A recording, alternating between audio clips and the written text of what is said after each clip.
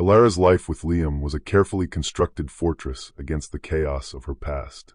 He was kind, stable, and saw her as the woman she wanted to be, not the one she had been. Their engagement felt like the final stone being laid in her new, safe life.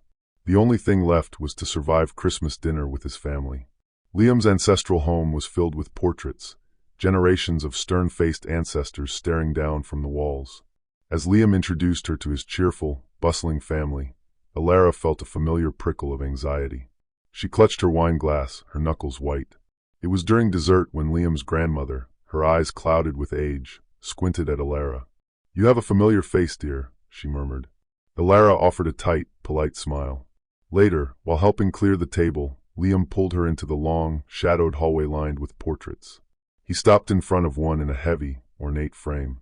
"This is the one Grandma was talking about," he said, his voice light. "My great-aunt Genevieve. The family tragedy. Died young." Alara looked at the painted face, and the air left her lungs. The woman in the portrait had the same stormy gray eyes, the same severe pull to her hair, the same determined set of her jaw. And just above her left eyebrow was a small, crescent-shaped scar, identical to her own. This was the first twist, a chilling, impossible coincidence that tied her to the history of this house. Alara tried to dismiss it. A trick of the light, a family resemblance she happened to share. But the discovery unmoored her. She started seeing Genevieve everywhere. In the reflection of a shop window, she'd see the woman's face instead of her own.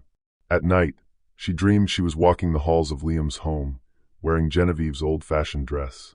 She became obsessed, spending hours online, digging into the history of Liam's family. She found a small news clipping. Genevieve had taken her own life in that very house. The week before the wedding, Liam found Alara in their apartment, surrounded by printed photos of the portrait. "This is getting out of hand, Alara," he said, his voice laced with concern. "It's just a painting." That night, to prove his point, he brought the actual portrait home from his parents' house, a surprise inheritance. He hung it in their bedroom. "See," he said gently, "it's just paint and canvas." But when Alara looked at it, her blood ran cold.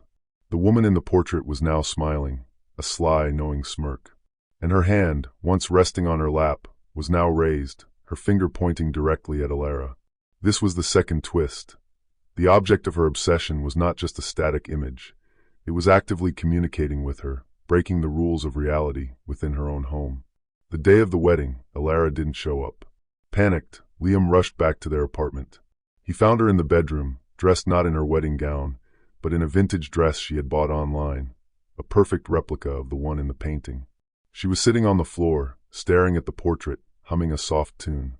"She doesn't want me to leave," Alara whispered, her eyes vacant. "I have to stay with her." The final, horrifying twist came when Liam, desperate to break the spell, took the painting off the wall. He was going to smash it. But as he turned it over, he saw something on the back, a small brass plaque. It wasn't an artist's signature. It was the name of a hospital. He called them, his hands shaking. The hospital confirmed that Genevieve hadn't died in the house. She had been a patient at their long-term psychiatric facility for decades, committed after a severe breakdown. She had spent her days painting, her primary subject being self-portraits. She had just passed away last year, and their records listed her only surviving next of kin, her younger sister, who had been adopted out as a child after the family tragedy, and her daughter, Alara. The portrait wasn't of a distant aunt. It was a self-portrait by her institutionalized mother.